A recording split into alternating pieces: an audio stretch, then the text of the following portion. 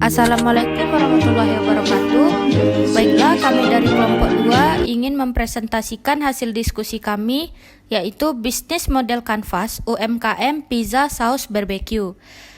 Selanjutnya saya akan memperkenalkan anggota tim kami. Yang pertama ada Emilia Sasmita dengan NIM 2061-2009. Yang kedua ada Ledista Faradila Putri dengan NIM 2061-2020. Yang ketiga ada Mayang Sari dengan NIM 2061-2021. Dan yang terakhir sebagai moderator saya sendiri yaitu Salsabila dengan NIM 2061-2034.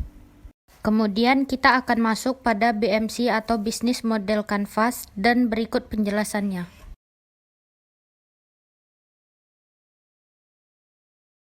Partner, yaitu pihak-pihak yang membantu dalam kerjasama dengan tujuan untuk mendukung dan mengoptimalkan alokasi sumber daya, mengurangi resiko dan ketidakpastian persaingan, serta meningkatkan kinerja. Beberapa key partner dari usaha pizza saus barbecue antara lain 1. Penjual bahan baku utama dan penolong, yaitu bahan baku utama harus diperoleh dari supplier yang terpercaya, terjamin kualitas, kebersihan, dan keamanannya, sehingga dapat sampai dengan tepat ke tangan pemilik. Untuk mendapatkan supplier yang bagus tidaklah mudah. Pemilik harus melakukan survei untuk mengetahui secara langsung mengenai kejelasan dari bahan-bahan yang akan rutin di stok.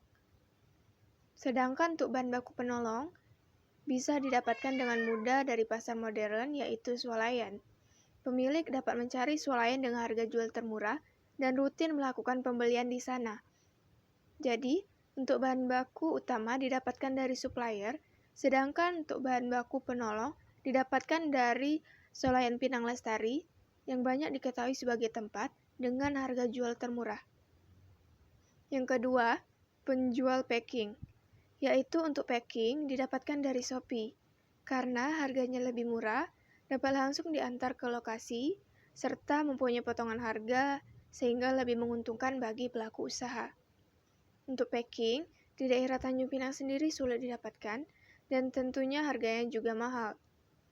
Pembelian terhadap packing rutin dilakukan setiap bulan, sehingga membuat lebih hemat, dan juga banyak potongan harga, karena pembelian dilakukan dalam jumlah yang banyak. Yang ketiga, konsumen akhir, yaitu pengguna atau pemanfaat akhir dari suatu produk. Konsumen sangat membantu dalam keberlangsungan dan peningkatan usaha, khususnya dalam penjualan. Kerjasama antara konsumen dan pemilik saling menguntungkan, karena konsumen mendapatkan produk dan pemilik mendapatkan keuntungan, sehingga saling melengkapi. Dengan adanya konsumen akhir, juga akan mengurangi risiko kerugian karena produk yang dibuat dapat habis terjual sehingga terjadi perputaran keuangan yang tepat. Yang keempat, Gojek dan Maxim, yaitu keduanya berperan dalam kerjasama antara pihak pengantaran dan pihak pemilik usaha. Selain memudahkan untuk pembelian konsumen, juga membantu pemilih untuk dapat lebih percaya dalam mendistribusikan pizza hingga sampai kepada konsumen. Pada usaha ini memang tersedia jasa pengiriman, namun jika menunggu antrian untuk diantar, maka akan membutuhkan waktu yang lama, sehingga dilakukan kerjasama dengan dua jasa pengantaran ini agar lebih fleksibel. Dan yang kelima, kartu ATM, yaitu kartu yang digunakan sebagai fasilitas transaksi oleh nasabah bank di mesin ATM atau mesin ADC, juga untuk melakukan cek saldo, transfer, setor tunai, hingga membayar tagihan. Ini merupakan kerjasama dengan pihak bank untuk pembayaran non-tunai menggantikan uang cash. Jadi, konsumen dapat melakukan pembayaran dengan hanya memberikan kartu ATM, kemudian menunggu sebentar untuk proses terhubung secara elektronik, dan pembayaran telah selesai dilakukan. Selanjutnya, key activities merupakan semua aktivitas yang berhubungan dengan produktivitas bisnis yang berkaitan dengan sebuah produk, di mana kegiatan utamanya adalah menghasilkan proporsi nilai. Key activities terbagi menjadi 3 kategori, yaitu produksi, pemecahan masalah, dan jaringan. Yang pertama itu pengadaan bahan baku utama dan penolong. Aktivitas utama dalam usaha ini adalah penyediaan dari bahan baku utama dan penolong. Penyediaan ini dilakukan agar tidak terjadi kekurangan dalam bahan yang digunakan untuk produksi sehingga produksi menjadi tidak terlambat. Bahan baku utama dan penolong disediakan dalam jumlah yang diperhitungkan atau masih dalam standar sedang sehingga tidak terjadi kelonjakan bahan. Bahan baku utama dan penolong antara lain tepung terigu, susu cair, telur, ragi, pelembut roti, minyak goreng, gula, garam, mentega, gas, sosis, keju mozzarella, ayam, paprika, bombay, saus tomat, saus cabai, mayonaise, dan lada hitam. Yang kedua itu memproduksi pizza. Usaha ini bergerak pada bidang kuliner yaitu produk pizza. Jadi, kegiatan utamanya adalah membuat pizza, mulai dari pemilihan bahan, proses pencucian bahan, membuat olahan roti, isian hingga akhirnya pemanggangan. Semua dilakukan dengan beberapa perhitungan dan tahapan yang telah dibuat. Memproduksinya tidak hanya dilakukan sekedar saja, namun juga sangat tepat dan penuh perhatian, sehingga dapat tercipta produk yang berkualitas tinggi dan sesuai selera masyarakat. Yang ketiga itu memasarkan produk online dan offline. Artinya, produk dapat dipasarkan secara online yaitu melalui media elektronik, biasanya pada media sosial, sedangkan dipasarkan secara offline yaitu langsung memasarkan pada tempat usaha dan interaksi langsung dengan konsumen, sehingga dapat diketahui terkait keputusan pembelian secara cepat. Memasarkan sangat penting dalam usaha, karena dengan pemasaran maka dapat lebih mengenal dan memahami konsumen sedemikian rupa, sehingga produk yang dijual dapat disesuaikan keinginan pelanggan serta agar produk dapat terjual dengan sendirinya. Pada usaha ini, memasarkan secara online yaitu pada Instagram dan WhatsApp dan untuk langsung dipasarkan di tempat usaha. Yang keempat, mengembangkan produk banyak varian isi. Aktivitas yang berkaitan dalam pengembangan produk melalui tahapan inovasi dan kreativitas sehingga dapat diperoleh bahwa produk memiliki beragam varian isi. Dari hal tersebut, maka konsumen dapat bebas untuk memilih semua keinginan dan seleranya.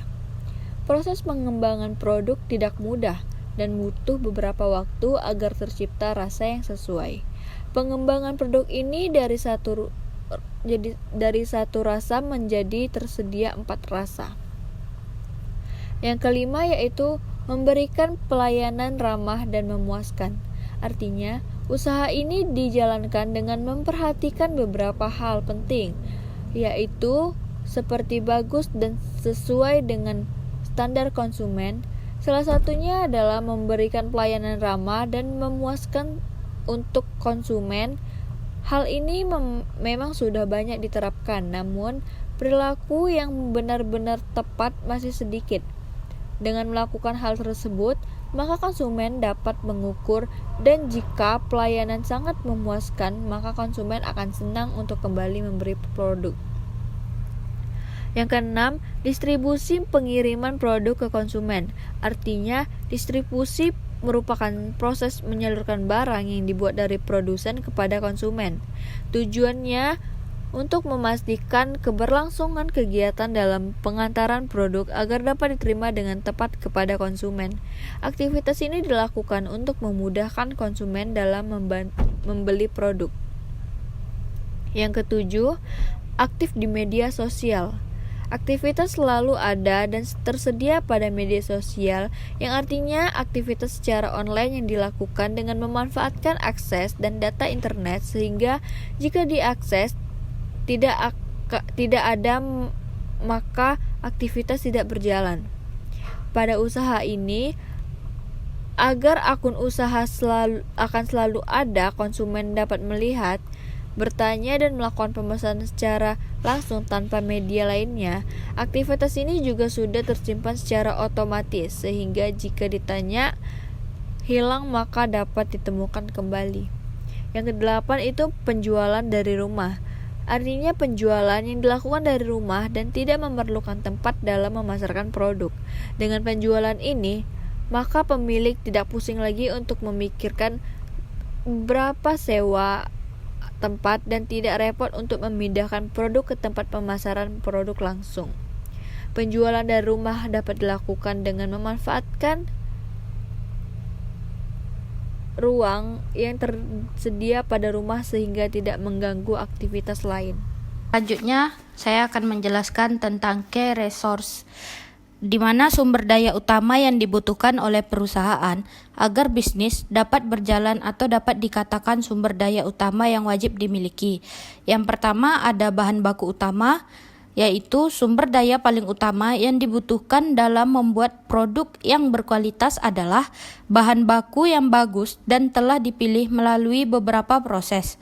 Bahan baku yang sesuai sangat mempengaruhi pada hasil, yaitu produk akhir yang sesuai untuk dipasarkan kepada konsumen. Yang kedua, SDM. SDM adalah sumber daya manusia yang dibutuhkan pada semua bidang pekerjaan. Di usaha pizza ini terdapat 2 SDM yang digunakan, yaitu pemilik dan karyawan. Pemilik adalah orang yang memegang kuasa secara penuh dalam usaha dan karyawan adalah orang yang membantu pemilik dalam pemenuhan pekerjaan agar dapat terlaksana secara sesuai. Yang ketiga, alat dan mesin produksi modern. Alat adalah media untuk mengolah bahan menjadi produk jadi dengan bantuan pekerja, sedangkan mesin adalah mesin yang dirancang untuk mempermudah semua proses produksi yang sebelumnya dilakukan secara manual. Alat dan mesin produksi pada usaha ini antara lain, yang pertama ada kompor, kedua ada oven, ketiga ada penggorengan, lalu ada mixer, ada freezer, dan yang terakhir ada kulkas. Yang keempat, keuangan tunai. Transaksi yang dilakukan dengan menggunakan uang kertas atau uang logam dalam usaha ini, sumber daya utama sebagai pendapatan nyata adalah pembayaran yang dilakukan secara tunai. Yang kelima, motor. Transportasi yang digunakan untuk mengangkut atau mengantar dalam hal pemesanan atau pembelian bahan baku dan penolong, serta fungsi utamanya adalah mengantarkan produk secara langsung ke lokasi konsumen sehingga lebih memudahkan untuk konsumen yang tinggal pada lokasi yang agak jauh dari tempat produk dijual atau dipasarkan. Yang keenam, jaringan distribusi. Suatu saluran yang menghubungkan dari sumber daya listrik besar dengan para pemakai listrik. Di sini, sumber daya ini digunakan untuk menyalur tegangan listrik kepada sumber energi, yaitu untuk listrik dan air, hingga dalam keseharian semua aktivitas pekerjaan pada usaha dapat terlaksanakan dengan sesuai dan tepat. Selanjutnya adalah value proposition, yaitu sebuah nilai yang dijanjikan oleh perusahaan agar produk atau layanannya bisa diterima pasar atau konsumen. Beberapa value proposition dari pizza saus barbeque antara lain: 1. Makanan praktis, yaitu makanan yang mudah untuk dibuat dengan menggunakan bahan alami yang juga mudah didapatkan. Dalam pembuatan pizza, proses membuatnya mudah, sehingga banyak juga orang yang membuat produk sejenis, namun dengan inovasi pada metode dan bahan-bahannya. Pada umumnya, pizza merupakan makanan simpel yang dapat ditemukan dimanapun. Namun, untuk mendapatkan rasa dari pizza yang benar-benar lezat terkadang sulit. Yang kedua, banyak pilihan isian, yaitu pada usaha pizza ini terdapat berbagai pilihan untuk isian pizza dan topping yang banyak.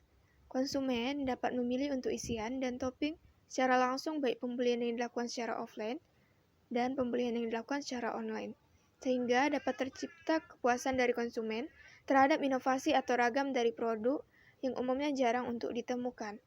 Varian isi pada pizza saus barbeque ini antara lain Ada ayam saus BBQ, tuna saus BBQ, dan daging lada hitam.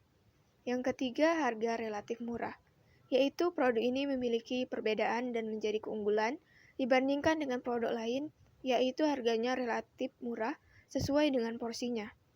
Kebanyakan pada tempat usaha lain dengan produk yang sama namun untuk harga lebih mahal dan rasanya kurang pas, juga tampilannya kurang menarik.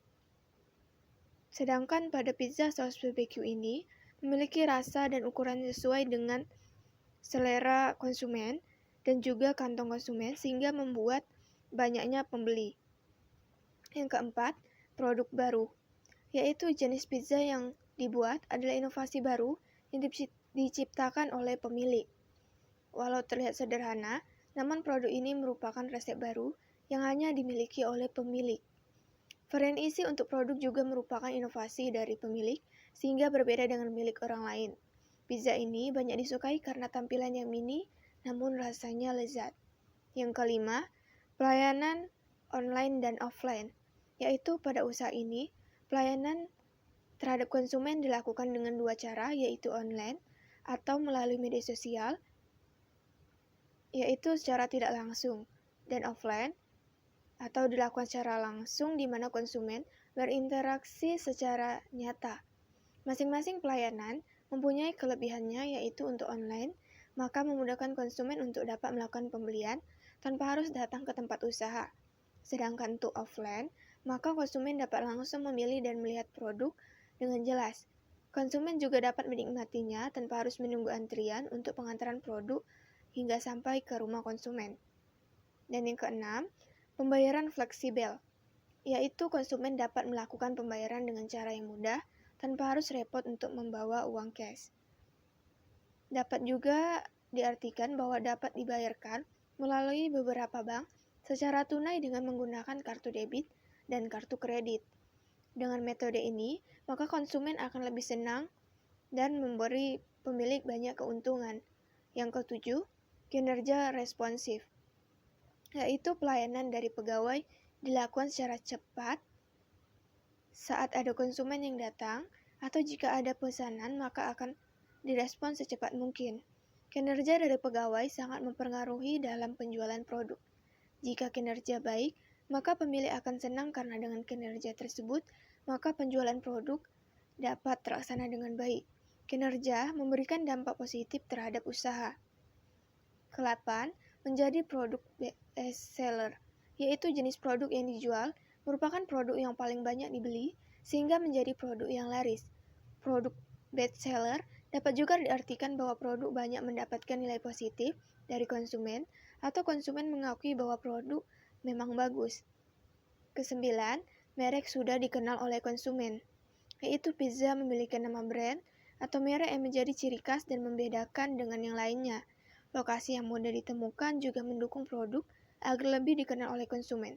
Dengan semakin banyak yang mengetahui, maka penjualan dapat meningkat setiap harinya.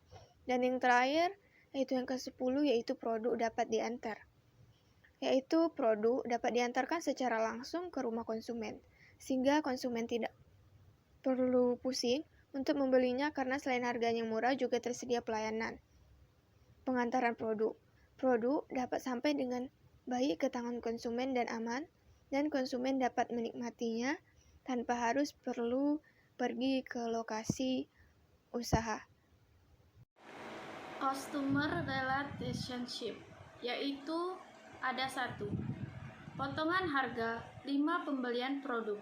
Salah satu cara untuk menjalin hubungan yang baik yaitu dengan memberikan potongan harga atau diskon untuk konsumen yang membeli produk lebih dari 1 sehingga harga dapat lebih murah dan lebih hemat untuk konsumen. Harga yang biasanya satu pizza sejumlah 35.000, namun dengan potongan maka konsumen bisa mendapatkan 3 pizza dengan hanya membayar sejumlah 85.000, jadi hemat sejumlah 20.000. Dengan potongan harga, diharapkan semakin banyak hubungan yang terjalin antara pemilik dan banyak konsumen sehingga penjualan dapat terus berjalan. Selanjutnya channel. Media atau sarana apa saja yang bisa pemilik gunakan untuk menyampaikan produk atau jasa hingga sampai kepada pelanggan. Yang pertama itu adalah pemasaran langsung. Artinya, sistem pemasaran yang memakai berbagai media iklan untuk berinteraksi secara langsung dengan target konsumen. Pada usaha ini, pemasaran dilakukan melalui interaksi lewat telepon, yaitu dengan menggunakan nomor usaha dan bertemu secara langsung pada tempat usaha agar pemilik dapat memperoleh keputusan atau respon terhadap pembeli produk secara langsung dan konsumen sehingga lebih pasti dalam penjualannya. Pemasaran langsung pada usaha ini yaitu sosial media marketing dan direct selling. Yang kedua itu pesanan, artinya permintaan dari konsumen yang hendak membeli produk agar dibuat dan dikirim sesuai yang dipesan dalam jumlah dan mutu barang yang belum bisa dipastikan. Dengan adanya pesanan, maka produk dapat sampai dengan tepat ke tangan pembeli atau konsumen, dan konsumen tidak hanya sekedar melihat tapi juga merasakan produk. Yang ketiga yaitu aplikasi pemesanan, artinya Gojek dan Maxim. Aplikasi pemasaran adalah suatu program komputer yang dibuat untuk mengerjakan dan melaksanakan tugas salah atau perintah terkait pemesanan dan pendataan makanan yang dipilih oleh konsumen. Aplikasi yang digunakan untuk membantu dalam media pada usaha ini adalah Gojek dan Maxim. Gojek adalah sebuah perusahaan teknologi yang utamanya melayani angkutan melalui jasa ojek dan juga dapat memiliki layanan pesan antar makan dan belanjaan. Sedangkan Maxim ialah layanan order transportasi yang tugas utamanya adalah mengantarkan orang untuk perjalanan sehari-hari, namun juga tersedia layanan pesan antar. Jadi kedua aplikasi pemesanan ini sama-sama berpengaruh penting dalam pengiriman produk kepada konsumen, dan konsumen dapat memilih salah satunya. Yang ketiga yaitu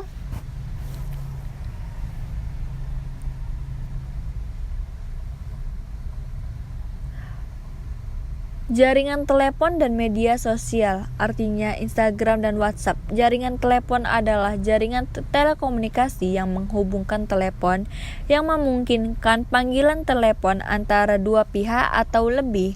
Sedangkan media sosial adalah suatu media yang digunakan untuk mempermudah para penggunanya untuk melakukan interaksi sosial secara online tanpa dibatasi ruang dan waktu. Keduanya berfungsi untuk menyampaikan informasi kepada konsumen dan membantu dalam penyebaran produk kepada para konsumen. Jaringan telepon dan media sosial yang digunakan pada usaha ini ialah Instagram, di mana di dalamnya terdapat gambar, video, dan informasi yang dapat dilihat dan dipilih secara langsung oleh konsumen secara umum.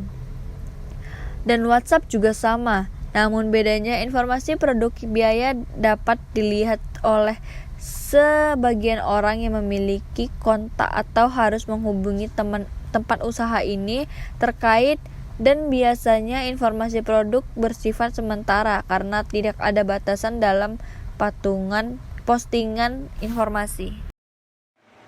Customer segmentasi ada 14, yaitu yang pertama daerah Tanjung Pinang.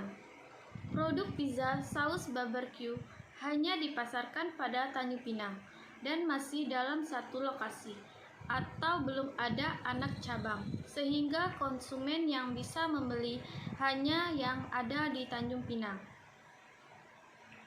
Yang kedua, usia, seperti anak-anak, remaja, dan orang dewasa. Untuk produk pizza ini dapat dinikmati oleh berbagai kalangan usia, yaitu mulai dari anak-anak usia 5 tahun yang sudah mampu untuk mengeksplorasikan dunia sekitar, sudah bisa bermain keluar rumah, dan sudah paham tentang apa yang dikatakan, dan remaja yaitu usia mulai dari 13 tahun.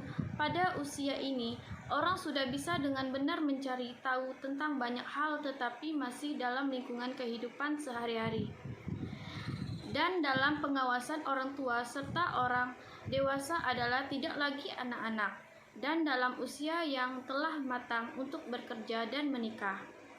Dalam mengatur kehidupan sendiri dan bebas melakukan apapun yang diinginkan. Target dari usaha ini adalah untuk ketiga usia tersebut dapat membeli dan menikmati produk. Yang ketiga, jenis kelamin. Seperti perempuan dan laki-laki. Produk dapat dinikmati dan dibeli oleh berbagai jenis kelamin dan tidak ada pengecualian yang khusus atau memihak salah satu produk terbuka untuk semua orang tanpa ada batasan antara perempuan dan laki-laki. Yang keempat, pendidikan. Dari dasar hingga tinggi, tingkat pendidikan yang ditargetkan dari usaha ini adalah mulai dari jenjang pendidikan dasar yaitu sekolah dasar atau SD sampai dengan tingkat perguruan tinggi, di mana tidak ada pengecualian khusus sehingga baik sekolah dasar dan perguruan tinggi, negeri, ataupun swasta bebas untuk dapat memiliki produk. Yang kelima, pekerjaan. Semua jenis pekerjaan tidak terdapat bidang usaha tertentu dalam pembelian produk. Semua jenis pekerjaan baik dari yang rendah hingga yang tinggi berhak untuk membeli, mendapatkan dan menikmati produk. Yang keenam, pendapatan. Dari jumlah Rp100.000 untuk dapat membeli produk, maka hanya konsumen dengan pendapatan mulai dari Rp100.000 yang boleh membelinya. Seperti yang diketahui bahwa harga dan porsi dari produk menurut sebagian orang tidak sesuai dan dapat menimbulkan pemikiran konsumen tentang harga yang mahal. Tidak worth it, terlalu kecil, biasa dan pemikiran lainnya. Sehingga dapat dibedakan untuk membeli konsumen dengan pendapatan minimal sejumlah Rp100.000 dari uang. Dengan jumlah tersebut, maka dapat dibagi lagi untuk beberapa kebutuhan lainnya. Dari uang konsumen tidak habis hanya karena membeli produk tersebut. Yang ketujuh, status pernikahan. Belum ada sudah menikah. Konsumen yang bisa membeli produk boleh dari yang belum yang sudah menikah, sehingga status sosial tidak terlalu diperhatikan dalam pembelian produk. Konsumen tidak perlu malu untuk memberitahukan mengenai status pernikahan yang bagi sebagian orang itu adalah pertanyaan yang tidak menyenangkan atau tidak sopan. Yang ke-8, status sosial. Semua kalangan masyarakat. Konsumen yang dapat membeli produk ini tidak dibatasi dari mana saja, sehingga bebas untuk membeli produk. Hal ini dilakukan agar tidak terjadi perbedaan terhadap sesama masyarakat, dan masyarakat tidak merasa malu atau takut untuk membeli produk. Yang ke-9, kegunaan. Makanan harian dan cemilan. Produk ini berperan dalam memenuhi kebutuhan sehari-hari yang digunakan sebagai makanan harian dan cemilan, yaitu dapat dikonsumsi setiap hari namun tetap ada batasannya. Karena ini bukan makanan pokok. Keunggulan produk ini adalah memiliki kandungan serat dan menstabilkan metabolisme dalam tubuh, menurunkan kolesterol, membantu mencegah osteoporosis, membantu dalam melawan kanker, serta memiliki kandungan air yang tinggi. Jadi konsumen tidak perlu takut dengan banyaknya bahan dalam pizza karena semua memiliki manfaat untuk tubuh. Yang ke-10,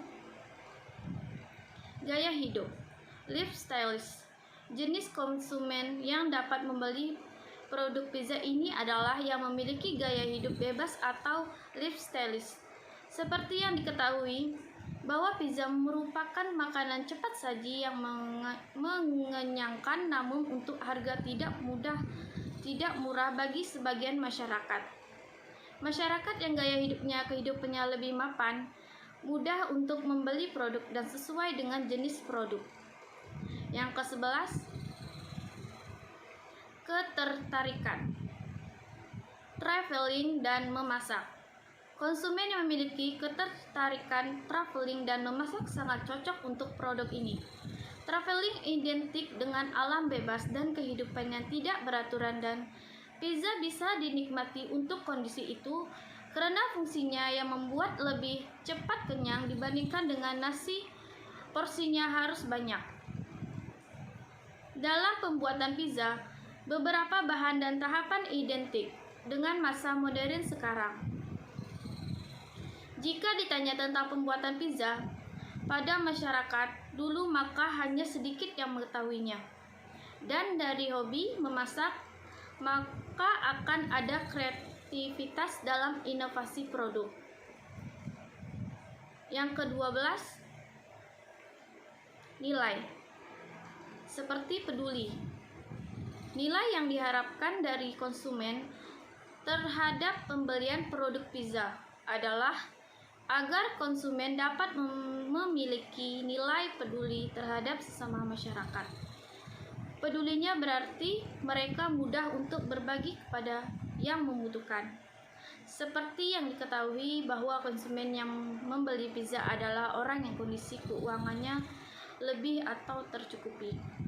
Dalam pizza dibagi beberapa bagian dalam satu kotak, maka konsumen juga dapat dengan mudah untuk memberikan kepada orang lain.